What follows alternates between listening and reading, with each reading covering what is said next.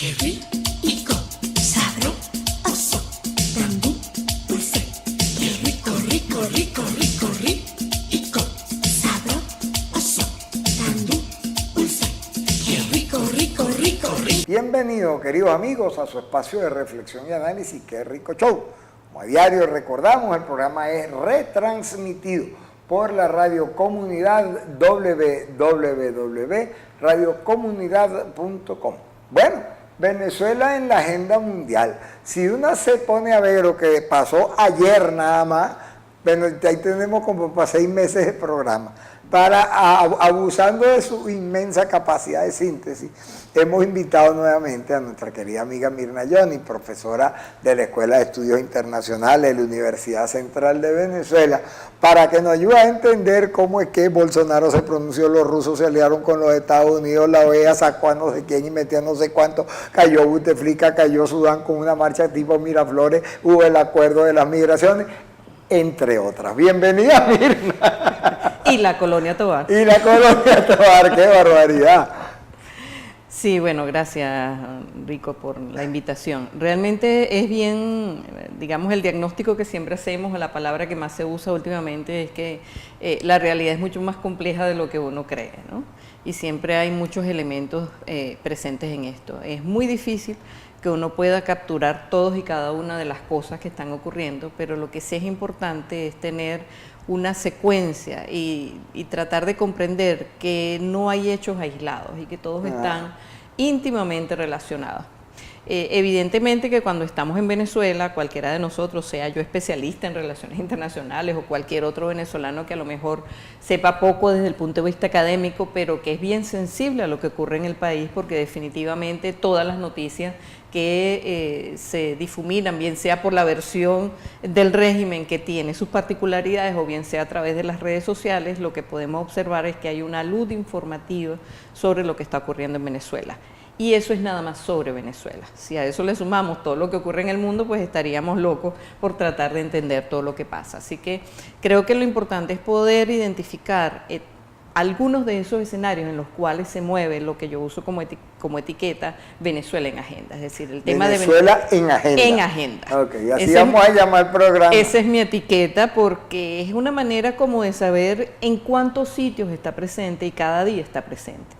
Venezuela en agenda definitivamente tendría un contenido muy distinto para nosotros como venezolanos, que estamos en el día a día tratando de ver en cómo está la universidad, en cómo está la situación del agua, cómo está la situación de la luz, pero en el caso de las relaciones internacionales, definitivamente pues hay que hacer como una segmentación. Y dado que no podemos tener muchas horas para estar hablando de todas las cosas, y sí poder abordarlas en otros programas, creo que es válido destacar en este momento lo que se refiere a Venezuela en agenda en algunos escenarios multilaterales. Es decir, en reuniones que son entre más de 2 estados, en los cuales evidentemente hay algunos estados o algunos gobiernos de esos estados que son más emblemáticos. Vale decir, no podemos hablar de Naciones Unidas sin tocar a Estados Unidos y la Unión Soviética. No podemos, Rusia ahora. Perdón, de Rusia, exactamente, en el régimen ya renovado, pero que igualmente ofensivo de todas sus operaciones. Con la misma mala crianza. Por eso es que a veces se le salen algunos de esos elementos. Si se habla de Europa o se habla del Grupo Internacional de Contacto de Europa, evidentemente que no podemos obviar lo que puede ser la situación o el papel que está desempeñando España por un lado y también el Reino Unido con su particularidad de Brexit. Si estamos hablando de la OEA, no podemos obviar nuevamente a Estados Unidos, pero tampoco podemos obviar quizás a países como Colombia y Brasil. Es decir, hablar de Venezuela en esas reuniones multilaterales de todas maneras requiere conocer un poco de ciertos países que tienen un determinado peso en esos escenarios. Entonces Venezuela ha estado, el tema de Venezuela, la crisis de Venezuela y sobre todo lo que creo que es importante destacar, la crisis humanitaria compleja, que es un poco la que mueve algunas de las acciones más urgentes en estas reuniones, pero que no es la más estratégica, porque la crisis no es solo la crisis, No, la emergencia humanitaria es una expresión de una crisis mucho más amplia que se refiere a crisis institucional, política y de todo lo que sí, de lo que hecho el representa nombre de Venezuela. emergencia se Exacto. refiere como a una cortedad puntual. Exacto, es una cosa puntual sumamente grave, Claro. definitivamente, pero es algo específico dentro de una crisis más compleja para Venezuela. Entonces, dentro de eso, creo que es importante señalar los escenarios de la OEA, en el cual la reunión que se desarrolló ayer mostró un poco cómo va el match, el ring diplomático en el marco interamericano, en el cual luego... Párate un momentico ahí porque ahí ha habido, perdóname que te Ajá. interrumpa, pero es que ahí ha habido mucha polémica sobre el respeto o irrespeto a la Carta de la OEA. Incluso Putin se pronunció, bueno, Putin no, el gobierno de Putin se pronunció porque al reconocer a Tarre como el representante de la Asamblea Nacional, se violenta la Carta Fundacional de la OEA, es decir, se desnaturaliza, es decir, no hay que pararle a la OEA. Claro, la declaración que hizo el delegado permanente ante las Naciones Unidas, el ruso, ante las Naciones Unidas, es bien particular. ¿Por qué? Porque la declaración o la resolución que emitió el Consejo Permanente de la OEA no es sino una consecuencia de una resolución previa que fue acordada dentro del mismo Consejo Permanente el día 10 de enero. Y en ese día 10 de enero, esa resolución señalaba que no se reconocía el nuevo periodo presidencial de Nicolás Maduro, sino que se reconocía a Juan Guaidó como un presidente encargado. Entonces, ya a partir de ese momento, la consecuencia lógica era reconocer al representante diplomático que habían designado. Claro. Por lo tanto, esa sorpresa que hay ahora no es sino una manera de hacer bulla de que la cosa fue mucho más allá de lo que ellos esperaban y que definitivamente, si bien es cierto, para alguien que va al supermercado eso no le representa mucho, desde el punto de vista diplomático y político sí es un punto importante. Claro. ¿Por qué? Porque definitivamente el señor Tarre no es simplemente el señor Tarre, el señor Tarre Briceño es el representante diplomático, ¿verdad?, de la Asamblea Nacional en ejercicio de las competencias ejecutivas en la OEA. Y por lo tanto, la vocería ya no va a ser la de los antiguos representantes del régimen, sino que él va a poder decir y no simplemente declarar en la salita de al lado, sino que va a poder ejercer voz de lo que está ocurriendo en Venezuela y solicitar resoluciones o solicitar otras acciones que ya han sido encaminadas, pero que definitivamente el bloqueo también de lo que yo llamo el grupo ALBA dentro de la OEA había estado bloqueando. Ese es uno de los aspectos. Otro de los aspectos que me parece sustantivo de señalar es la reunión sobre la movilidad humana que hubo en Quito, que es una tercera reunión, en la cual también era específicamente sobre Venezuela para atender una expresión de esa emergencia humanitaria compleja, que es el tema de la diáspora, en la cual algunos acuerdos se han, aprobado para dar algunas facilidades temporales a la población venezolana que está ya en un proceso de éxodo.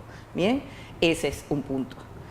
Lo otro sería la reunión que hubo del Consejo de Seguridad también el día de ayer, sumamente significativa desde el punto de vista diplomático, aunque no avanzó mucho desde el punto de vista de decisiones. ¿Por qué? Porque solamente fue una reunión para presentar lo que había estado ocurriendo en el último mes. Recordemos que las reuniones del Consejo de Seguridad sobre Venezuela se han estado ocurriendo desde enero, hubo una en febrero, pero en el mes de marzo no se pudo concretar por también toda la crisis del apagón y la secuela, y definitivamente ahora volvemos en el mes de abril con el tema. O sea, el Consejo de Seguridad se está reuniendo mensualmente para hablar Prácticamente, sí. Wow. Prácticamente el tema de Venezuela, y se llama así, situación en Venezuela, ya es un tema del Consejo Permanente, aunque el tema sea para sesiones abiertas y no haya sido incorporado para resoluciones específicas.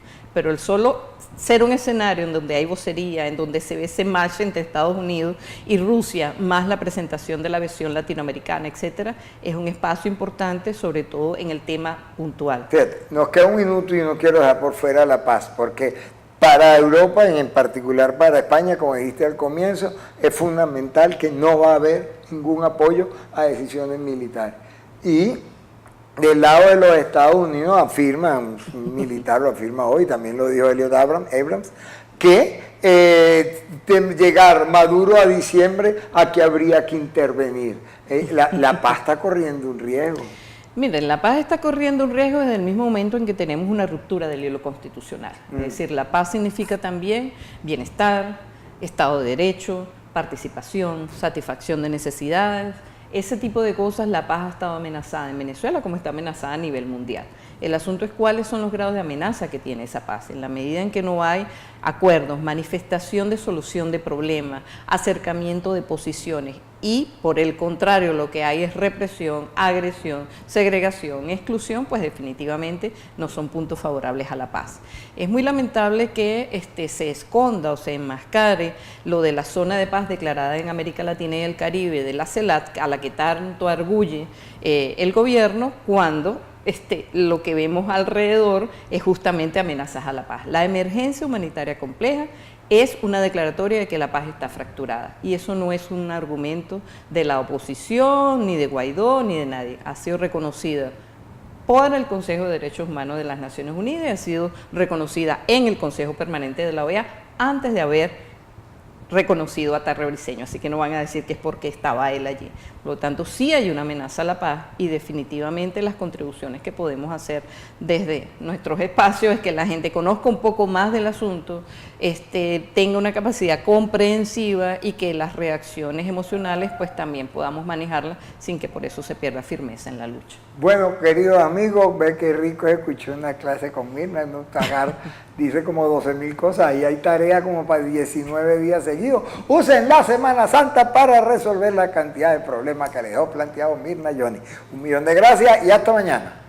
Qué rico, sabroso, también dulce. Qué rico, rico, rico, rico.